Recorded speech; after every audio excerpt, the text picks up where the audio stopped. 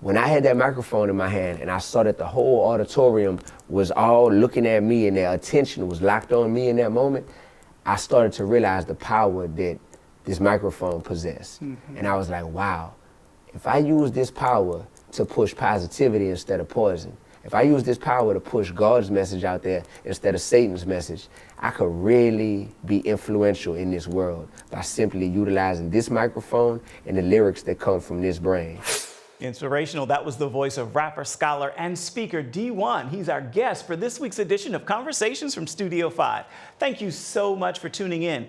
Dee-1 moved from being a middle school teacher to a musical lyricist with a heart for hip hop. He's here with us now to talk about his life, his music, and his new children's book, and why he's calling for us to put our threes up. Be real, be righteous, be relevant. So let's begin with, we just celebrated Father's Day. Yes. And I know your grandfather was a big part of your life. What was yesterday like? I imagine you spent some time thinking about him. Of course. I spent time thinking about my grandfather as well as my father. Some people, they're not as fortunate to be able to think about their dad and their grandpa in a positive light, you know. So for me, I was able to hear my father's voice. I called him down in New Orleans. He was having a great day. He was in great spirits. And of course, when it came to my grandpa, yeah, I just have the fondest memories of he and I. And what I've done over the years is I've recorded a lot of our conversations. Oh, wow. So inside my cell phone, at any given time, if I want to hear his voice, I just press play, Efrem, and I have long transcribed conversations of ours. Following you on social media, I always love the relationship between the two of you and seeing that play out. You gave him a lot of love, and it was nice to see. Yeah, nice and to see. a lot of people started to say that they were living vicariously through our relationship. They were like, man, that was the grandpa I never had, you know, so they felt like he was their papa. No, I agree. I lost my grandfather in high school, so I certainly miss him in that, seeing that. So you're on a mission, if you will, to clean up hip-hop. What started that? Yes. So what started it was my love for hip-hop. And I realized that when you love something, you have two types of love that you can practice. One is affirmative love, where you simply want to highlight the positive aspects of whatever it is that you love. But another type of love is called transformative love. That's where you say, I'm going to affirm what I love when necessary, but I'm going to challenge what I love when necessary so it can be the best version of what it could possibly be. And that's the type of love that I believe we should practice inside of hip-hop, because clearly there's aspects of hip-hop that we enjoy, that's entertaining to us, that's edifying to us, and that are healthy, but there are some very toxic, very unhealthy messages inside of hip-hop music and that are a part of hip-hop culture at this point. And I just feel like if we truly love it, that we would say, oh, we can do better in certain ways. And that's just how I've always been. If I really care about someone or something, I'm not going to be afraid to have the uncomfortable conversations. You've been bold. I mean, calling people out by name, and I can't imagine what's that walk been like. I mean, to actually call by name, and I know you get criticism and pushback from both the Christian side and the secular side. What's that walk been like for you? Yeah, so calling people out by name, for example, is something that I don't shy away from having public responses to public messages. So when you choose to go in the studio and record this music, but then you say, I'm not gonna keep this music to myself, I'm gonna release it to the masses, right? Now you are open to, if there's any pushback or any criticism or any comments about the music that you're choosing to put out there to the masses. So when I call people out, I'm not calling them out because I hate them as an individual. I'm simply saying, you've chosen to create this, package this, and put it out there to the masses. Let's make sense out of this, especially the older artists. We have artists now in hip hop who are pushing 50 years old. Some of them have eclipsed that mark. They are over 50 years old. Why are you still glorifying murder? Why are you still glorifying selling drugs? Maybe you sold drugs when you were a teenager or when you were in your 20s or something like that, but you are 20, 25 sometimes years removed from living that lifestyle. Let's talk about the progress you've made since then. But the problem is a lot of these artists say, well, fans don't want to hear that. So since fans don't want to hear that, I'm gonna choose to live vicariously through my 22-year-old self, even though I'm 52 now. And that's a problem. Are you trying to impress fans, or are you trying to impress God? I think as simple as that question sounds to us, for a lot of artists, they've never thought about that before, because we feel like we are here to give the people whatever they want to hear from us. And I'm not here to serve people. I'm here to serve God, and by serving God, I'm going to help make an influence in the culture and on people. But I think that a lot of artists are like, whatever's gonna make money, whatever's gonna be pleasing to the people, that's what I'm gonna give them. That is different. To me, at that point, you are serving two masters, because you'll say you believe in God, you know, but you won't feel like you're called to do God's work. And there's no way you can say, I'm doing God's work. I'm glorifying killing people in this music. I'm doing God's work. I'm glorifying disrespecting women and selling drugs. That's not God's work. So a lot of artists don't want to acknowledge this, but a lot of artists are potentially on their way to hell. Wow. A lot of executives are potentially on their way to hell, but they're being distracted from the reality of where they might be headed because they're sitting here saying, I'm getting paid handsomely right now. I'm being called a legend here on earth. I am an executive. People are looking up to me on a daily basis. I'm famous. And they don't realize the eternal consequences and implications of what they're being caught in. Do you think they realize the power of the work they're doing? I do. I do. When you're older, I think you realize the power of the work you're doing. Because a lot of these older executives, a lot of these older artists, they don't even want their kids and grandkids to be involved in the lifestyle that they choose to promote and glorify. You know the power at that point. So that right there, that's called willful ignorance. Yeah, wow. Now you mentioned the violence and stuff that's sung about. A violent moment transformed your life. You could have been killed. Take us back to that story. What happened? Yeah, so I was a college senior, and I was on the basketball court at my apartment complex, just playing one-on-one against my friend. And 3 guys walked up to us, and we thought they wanted to play ball at first, but quickly I could tell they didn't come here to play basketball. So they questioned us. They thought that we broke into one of their friends' cars, right? They had a really well-known, famous friend who spent some time back there in those apartments. And we said, no, we have no idea what y'all are talking about. And one of the guys pulled a gun out from his waistband, and he said, y'all lying. Y'all know what I'm talking about. Y'all know who did it. It probably was y'all. And we were like, man, I promise you it wasn't us. So he proceeded to take our cell phones, wallets, and keys that we had on the bench because we were playing basketball. So he took that stuff, and in that moment where he took that stuff, that's when I, started to approach him, because I'm like, hey, like, you're not just gonna take our stuff, And actually, that's the moment where once he took the stuff, that's when he actually pulled the gun out. And pulled the gun out, got the gun right here on my temple, threatening to shoot me. And I was just sitting there, at the time thinking like, dang, I didn't think my life was gonna end like this, man. Like, this is so unexpected, bro. I was out here playing basketball, now I'm sitting here with my hands up, and this dude is about to shoot. By the grace of God, there was a young lady walking to her second floor apartment. She looked down at the basketball court and saw all of this happening, and she gasped and was like, oh my God, So then they all looked up, and once, they caught eye contact, they put the gun up. I guess they got afraid because now somebody was witnessing this, and they ran off. So I made it through that moment, and I definitely was shaken up by that moment. I never told this part of the story. That night, I wanted to get away from that environment. Man, I'm not trying to be around these apartments at all that night, right? So I was like, I'm gonna go to a party, honestly, a club. I'm in college at the time. I'm gonna go to a club downtown and just clear my mind. Tell me why I went to that club, and who did I see there? The same 3 dudes.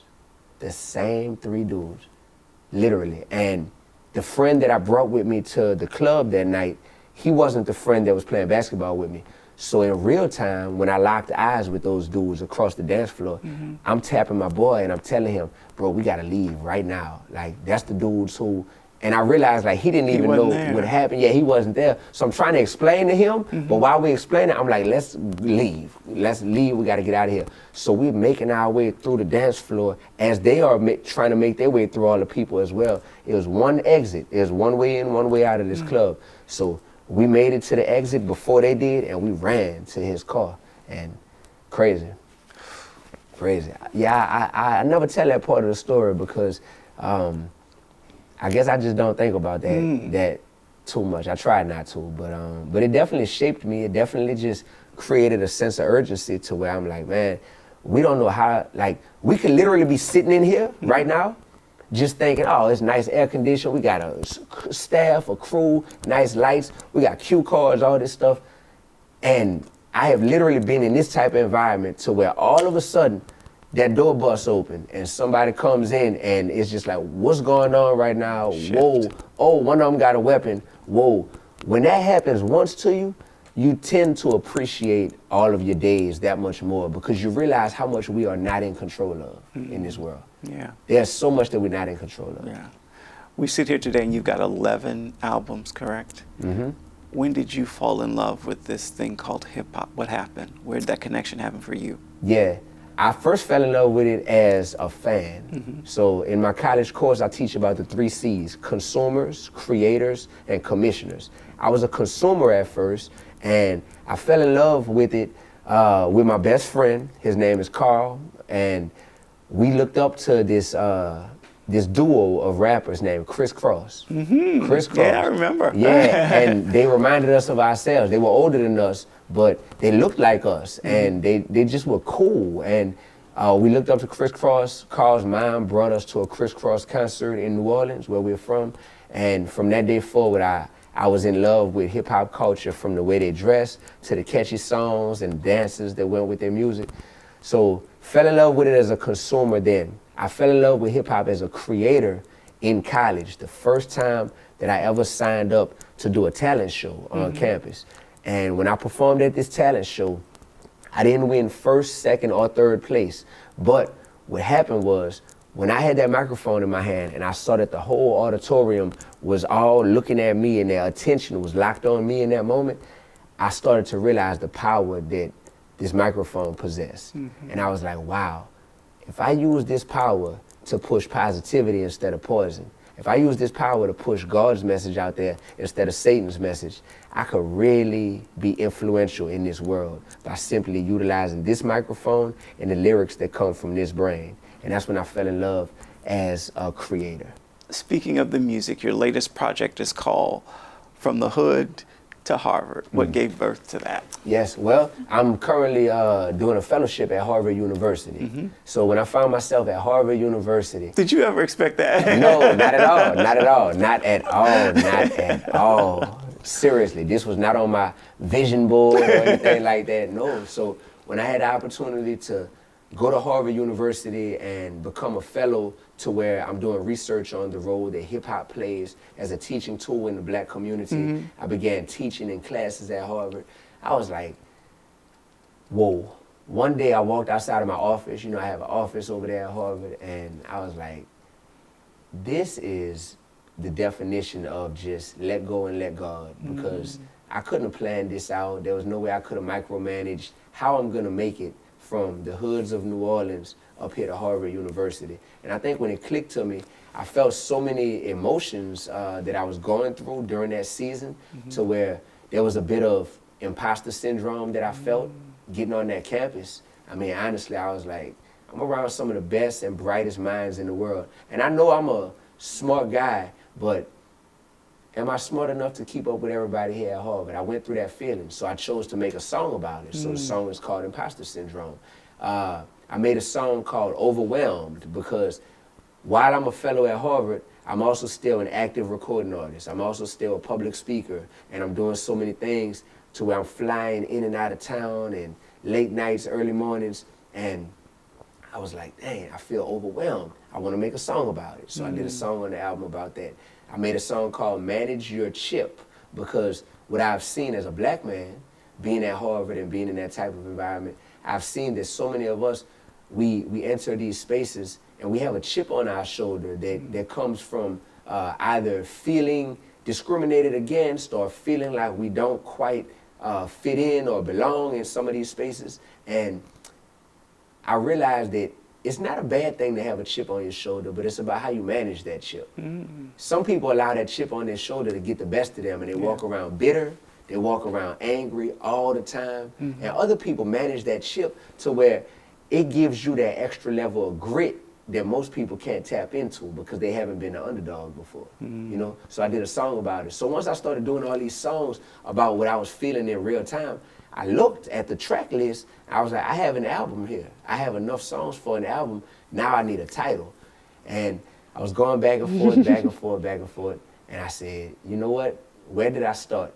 In the hood. Where am I at? Harvard.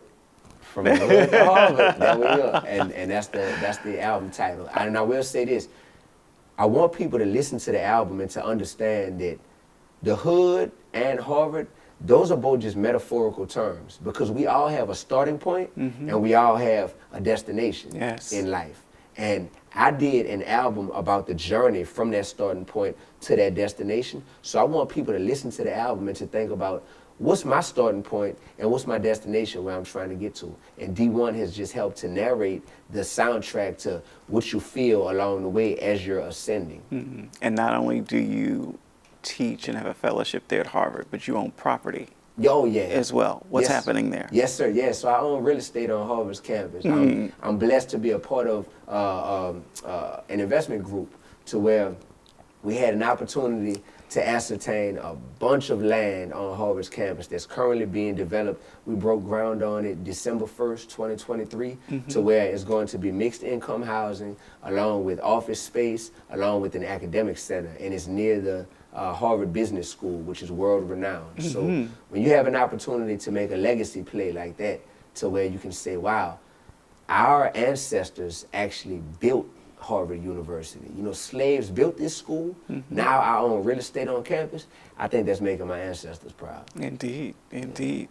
You also have a children's book, David Found His Slingshot. Yes. And your name, we call you D1, but your birth name is David. Yeah. And of course, we know that there's a Bible in the story about David as well. Yes. Talk about the children's book. What inspired David Found His Slingshot? I wrote the children's book during the first year of my fellowship at Harvard because I wanted to show all the different ways that hip hop can serve as a teaching tool, right?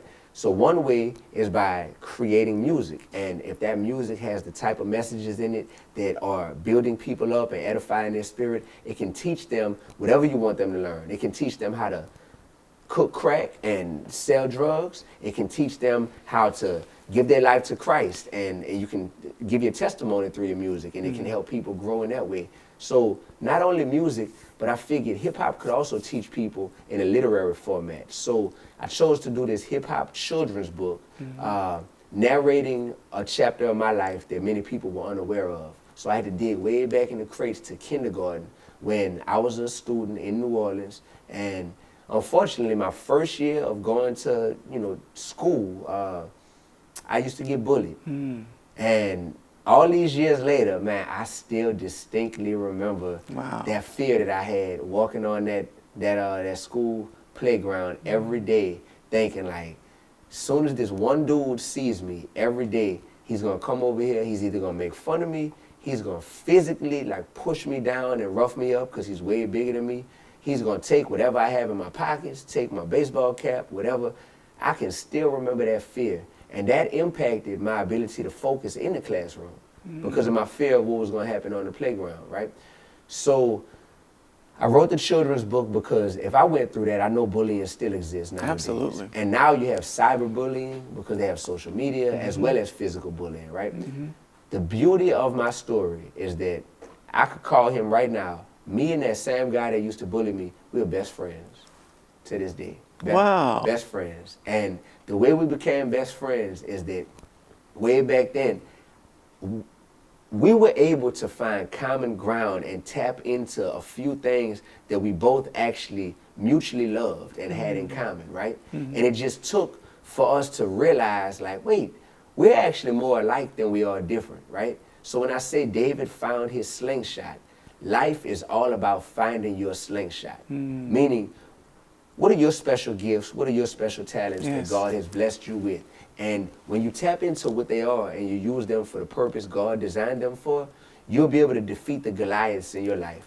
And sometimes these Goliaths nowadays are things like discrimination. These Goliaths are things like depression, anxiety. These Goliaths are things like racism, generational poverty. And what I realized when I wrote this book was, we are more alike than we are different. as human beings.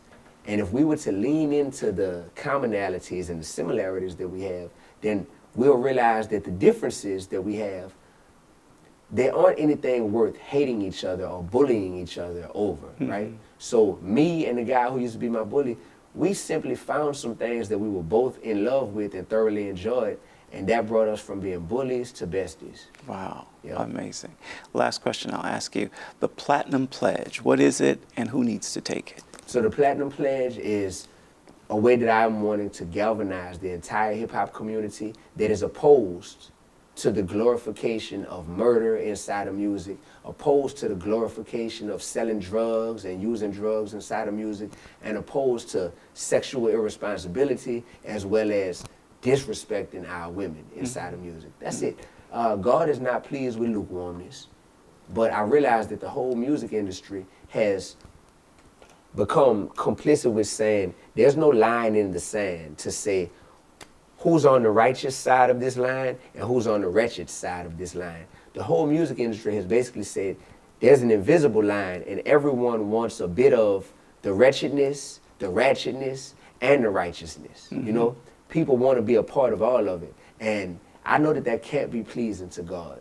So people talk about balance. If you could show me in the Bible where it says we need balance to where we have wretchedness and we're making Satan proud sometimes and we're making God proud sometimes, because balance is necessary. Show me where it says that, you know what I mean? So the Platinum Pledge is saying, hey, let's draw that firm line in the sand and let's say all of us who are, because it's not just D1, all of us who are opposed to the glorification of these things that clearly are pleasing to the devil, we are all unifying and saying we're going to move forward together as a community to show that hip-hop can still exist, hip-hop can exist in a healthy manner to where we are all saying that we don't want to have to conform to what the industry has told us is the norm. And that's what the Platinum Pledge is. It takes 3 seconds for people to sign it at D1music.com, D-E-E, the number 1, music.com.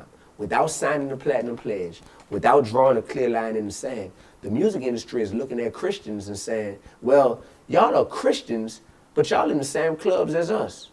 Y'all are Christians, but not only are y'all in the same clubs as us, y'all are making some of the same music that we're making. Y'all are enjoying some of the same poison that we're enjoying, you know? So what's the difference between y'all and us? And it's like at some point we have to be able to draw that line in the sand, and we have to starve ourselves from what we have grown accustomed to consuming.